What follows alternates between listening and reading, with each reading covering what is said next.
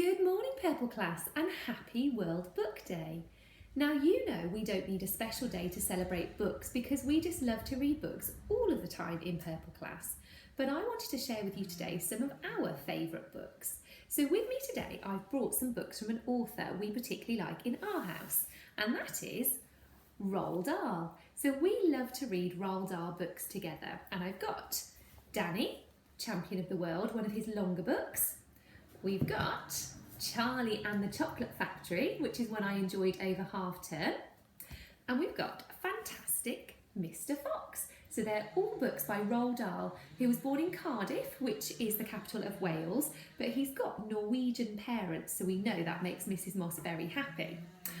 I've also got some smaller Roald Dahl books which are linked to his main stories. So we've got Incredible Giant Insects, which is linked to James and the Giant Peach.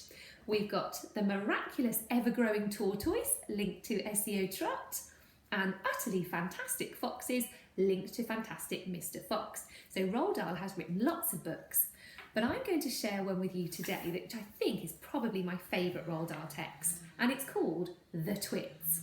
And this one really makes me smile because Mr. and Mrs. Twit keep playing tricks on each other, and it really makes me laugh. Now, I'm not going to read the whole book to you because it is a chapter book and it will take me quite a while. I'm going to read you the chapter today called The Glass Eye. And it goes like this. You can play a lot of tricks with a glass eye because you can take it out and pop it back in again any time you like. You can bet your life Mrs. Twit knew all the tricks. One morning she took out her glass eye and dropped it into Mr. Twit's mug of beer when he wasn't looking.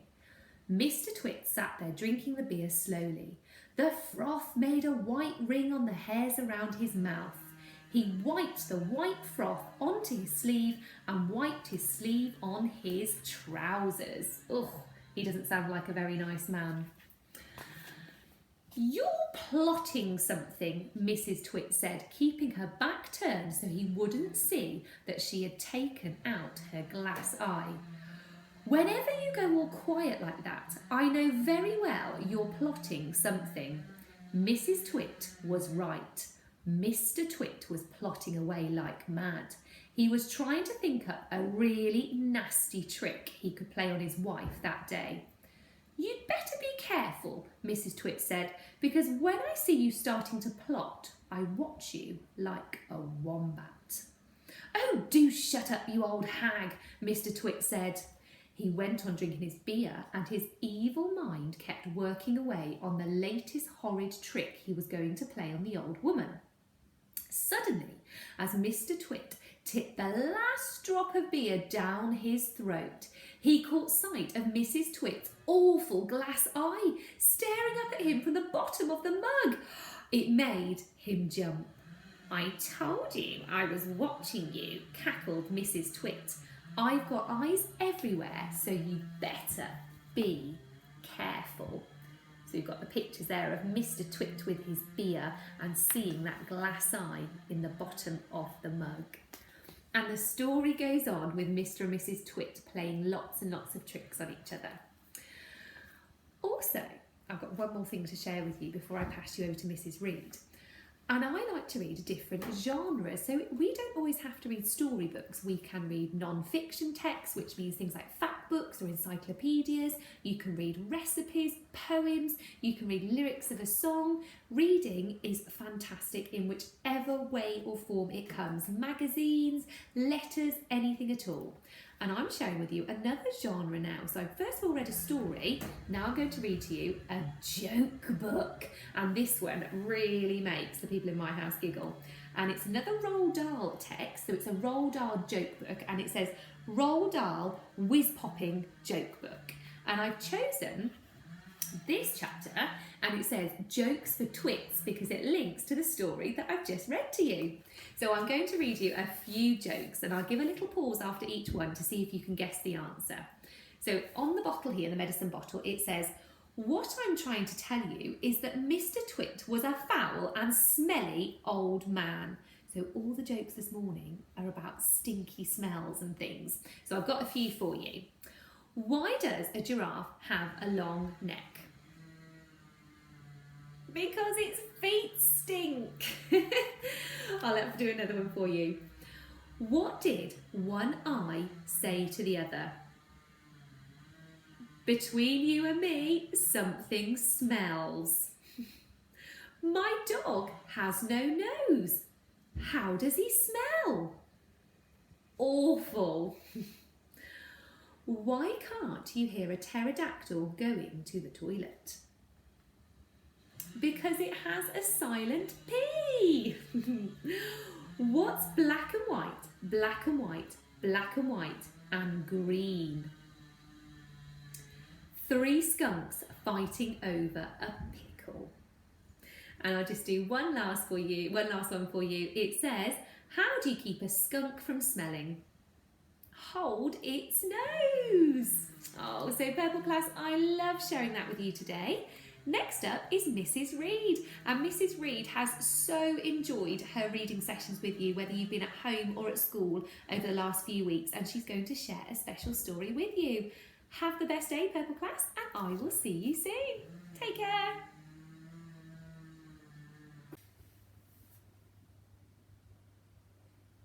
Hello Purple class. I have loved being on your reading journeys with you so far this school year, and I have loved reading with those children at home and those at school too. We celebrate books and reading every day here at Blackwell First School, but to celebrate National Book Day tomorrow, I'd like to share with you one of my favourite stories, and this is called Grandma Bird. This is a story about friendship and about imagination, about a little boy who has to stay with his grandma, and I hope you enjoy it. Grandma Bird.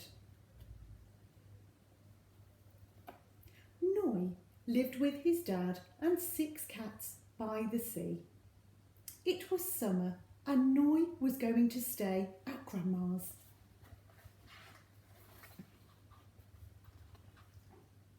It was a long way to Grandma's house. She lived by herself on a tiny rock where the wind cut in and the grass grew sideways. The only visitors were the birds who blew in and out of the breeze.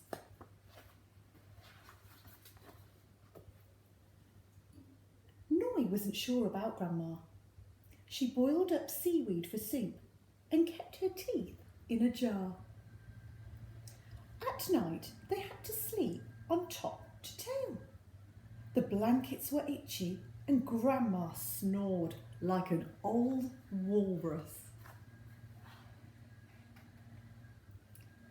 During the day, Grandma always seemed so busy with one thing or another, and she never had time to play.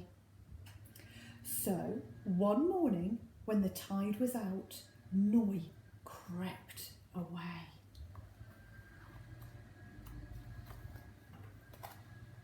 He hopped from rock to rock and pattered across wet sand. He dipped in and out of rock pools. Then he spotted something shimmering across the sand. It was a great big rock full of holes. Noy weaved in and out and skipped around its edges. It was a castle, a tall ship, a smuggler's den. It was the barnacled back of an ancient whale. Outside, the sky whirled black and grey. A storm was brewing. Noy listened as the sea thrashed against the rocks and rain began trickling down the walls. Suddenly, with a flutter and a squawk, something tumbled out of the storm and landed in Noy's cave. It was a little bird. It didn't look too well. The tiny bird shivered in Noy's hands. He knew he must do something quickly. Maybe Grandma would know what to do.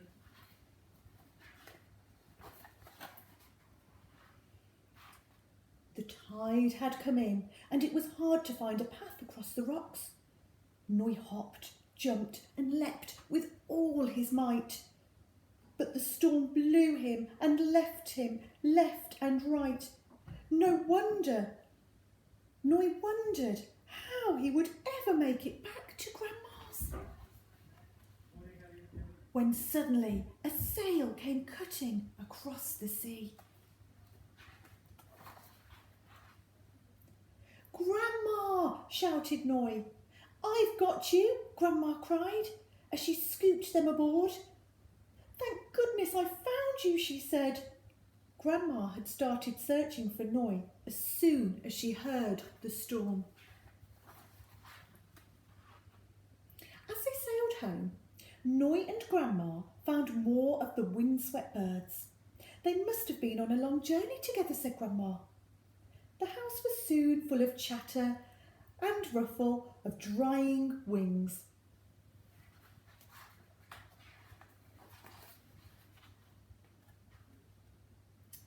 Once the storm had passed, the birds went on their way. Only Noi's bird didn't want to leave. "I think he likes you, Grandma," said Noi. Noi wondered if Grandma ever felt lonely living out there by herself. They spent the rest of the summer together exploring every rock and every shore.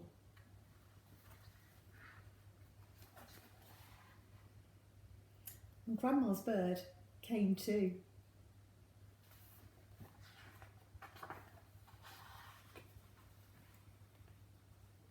And there's the last page. That's where Noi is going back home after the summer, waving goodbye to his grandma. Thank you for listening, Purple Class. See you soon.